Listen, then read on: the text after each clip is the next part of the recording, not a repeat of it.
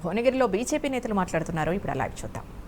రైతులు ప్రతి దగ్గర, ప్రతి ఐకేపీ సెంటర్లో, ప్రతి ఏఎంసీలో నెల రోజుల నుంచి ఇక్కడే రైతు కూర్చొని చెప్తా ఉన్నాడు.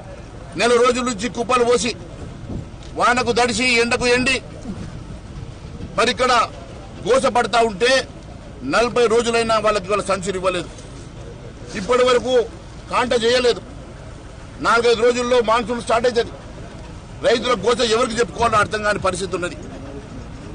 ఆ రోజు చివరి గింజ వరకు కొనుగోలు చేసే బాధ్యత నాది అని చెప్పినటువంటి ముఖ్యమంత్రి గారు, ఎంఎస్పీ ధర ప్రకటించినటువంటి ముఖ్యమంత్రి గారు ఎందుకోసమని ఈరోజు రైతుల్ని మోసం చేస్తా ఉన్నారో, ఇచ్చిన మాట ఎందుకు తప్పారో దీనికి సమాధానం చెప్పాలని మేము కోరుతా ఉన్నాం.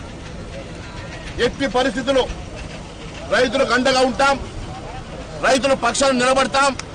వారి చివరి గంజ కొనుగోలు చేసే వరకు మేము రైతుల వెంట నడుస్తామని తెలియజేస్తా ఉన్నాను.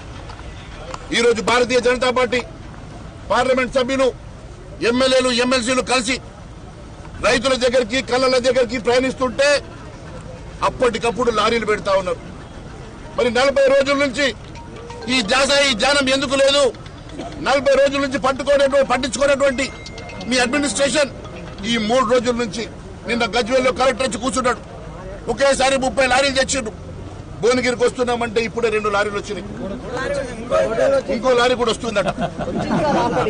ఈ రోజు మా ఎమ్మెల్యేలము, ఎంపీలము, ఎమ్మెల్సీలము వస్తున్నామంటే మీరు లారీలు పంపిస్తున్నారు కదా. నిజంగా మా రాకతోటి లారీలు వస్తాయంటే ప్రతి గ్రామం ప్రయాణిస్తాం. ప్రతి గ్రామంలో రైతుల వెంట నిలబడతాం, రైతుల పక్షాన్ని నిలబడతాం. ఖచ్చితంగా రైతు చివరి గింజ కొనుగోలు చేసేదాకా వారి పక్షాన పోరాటం చేస్తామని తెలియజేసుకుంటూ ధన్యవాదాలు తెలియజేస్తాం. జై జవాన్, జై కిసాన్.